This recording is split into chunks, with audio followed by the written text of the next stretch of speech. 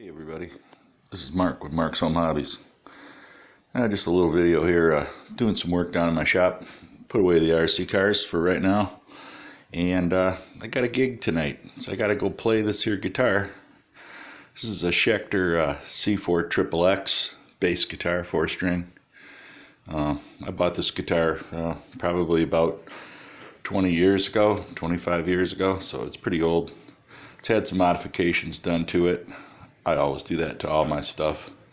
Anyway, what I'm going to do today is do a tune-up on my guitar here. And some of the frets are kind of crusty, and I got a little buzzing noise up in here, and I got to check out that nut up there. And could use some strings, but I don't have any new strings for it yet, so I'm just going to clean the strings. I'm going to clean the fretboard here. And most importantly, though, I wanted to show these tools. When I see other people do a fret job on a bass, and I watched a video on YouTube of some guy, I'm not going to name his name, but he's supposed to be a professional luthier, and he works on a lot of top bass guitars and everything, and he proceeds to do a fret job and a cleanup and a tune-up on a bass, 6-string bass for a guy, and he starts attacking the fretboard here with a file. Right at that thing, man. And if I was the guy standing there owning the guitar, I would have been cringing, because he's probably hitting the neck there and taking some finish off, which of course he can buff it out, and he has the tools to buff it out. Us novice luthiers, though, would use a piece that's something like this. And these pieces here were gifted to me by my father, who's a luthier. And this is a fret file right here. And this has interchangeable blades for different style frets. So what I've got to do is determine what kind of fret that I have here. You can see the lovely inlays on the neck here. I've got to determine what style fret I have, get real close up to it, and determine the profile, and then select the proper fret file from this bag of goodies here that has a fret file and a fret press, some fret wire. I can refret my bass if I really wanted to, but I'm not going to go that far. It's a little extreme. The bass is in decent shape. It's not real good. I don't take real good care of it, so I'm going to clean all the electronics out, make sure all the wiring's good, make sure that it's intonated correctly, which you do by tuning at the 12th fret, and make sure the fret's basing on the neck. It's a little high right now. It's uncomfortable to play it, so I'm going to take the curve out of the neck, give her a tune-up there before tonight's gig. So anyways, I'll bring you back when I got some more action. We'll try to make a little video out of this. Alright, you can see I've got the strings pulled back here. I just loosened them up fully, and I've got them pulled back here. I'm using some blue tape there to hold them down so it doesn't leave any residue. And then I can work on the fretboard here. And the fretboard's really not in too bad a shape. It's a little dirty, and there's some corrosion on the frets. You can see it going on there. This bass is heavily played. I gig this bass a couple of times a month, and it's not a pretty sight when I gig it. I sweat all over it, and so you can see a lot of the hardware's rusty, and I got to take some rust remover and get that off, and then I take some Scotch-Brite and clean up all this dull hardware here. It's all dull finish, so you can just take a Scotch-Brite to it. That's what I'm going to do to the fretboard, except I'm just going to use this red Scotch-Brite that's not very abrasive. It's kind of really fluffy stuff. It's not real coarse. And I'm just going to use a little bit of this, rubbing alcohol stuff.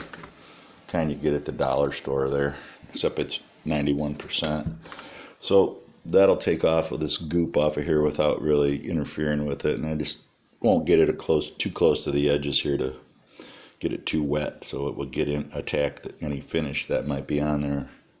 So I know I've oiled this neck, so should be okay just to get the grease and grit off with a piece of this. So let me do that, and let's see the results. You can see how it sits right now, and let's do the work, and then I'll bring you back.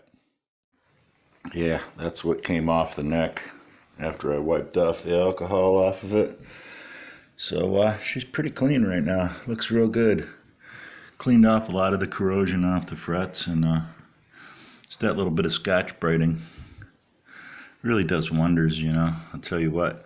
So now what I'm going to do is I'm going to take a I'm going to take a fret file and I'm going to feel these frets, and I'm going to go over them really, really lightly till I don't feel any grooves in the frets anymore.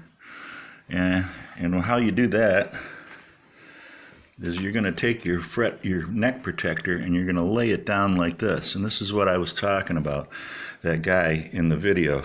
Okay, if you put a neck protector on here like this, you can file away at that fret and not worry about damaging the edge of the neck.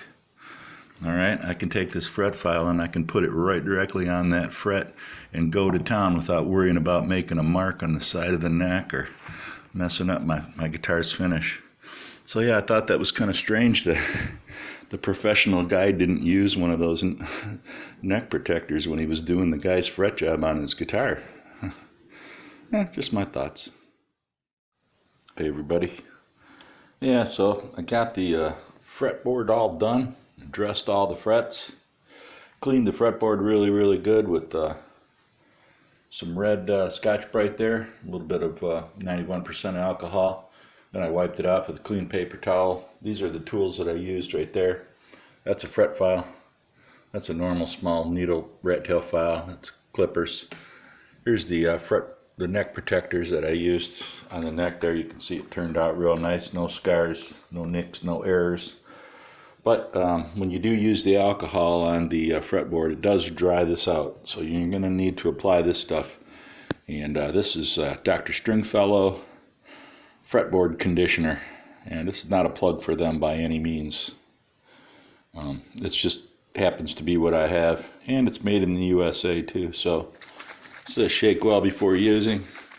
There's my 3D printed neck rest right there. You can see it a little closer there. It's lined with a little piece of leather so it doesn't mar up the neck, and it's got rubber on the base down here to hold it.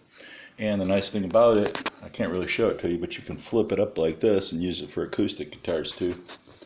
So let's spray some of this lemon oil stuff on there and see how that goes. Yeah, that looks real good.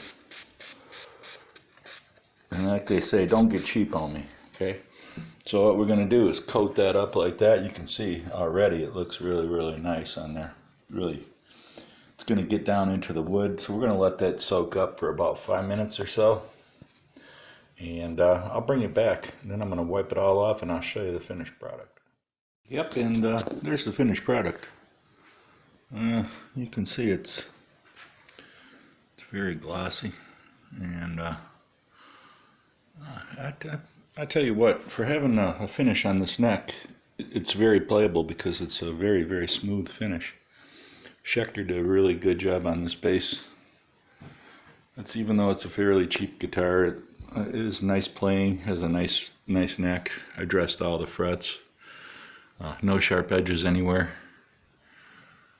Yep, Diamond Series Schecter C4 XXX. There it is right there, and all its shining glory. It has like kind of a graphite nut on it, so I did change the nut, but yeah, you can see looks like a brand new guitar now. Plus a few little nicks here and there, but nothing major. So anyway, if you stuck it out for this little Luthier session, hope you enjoyed yourself. I know I did. I'm gonna go out and play tonight and make a few dollars. So this is Mark from Mark's Home Hobby saying see you in the next one.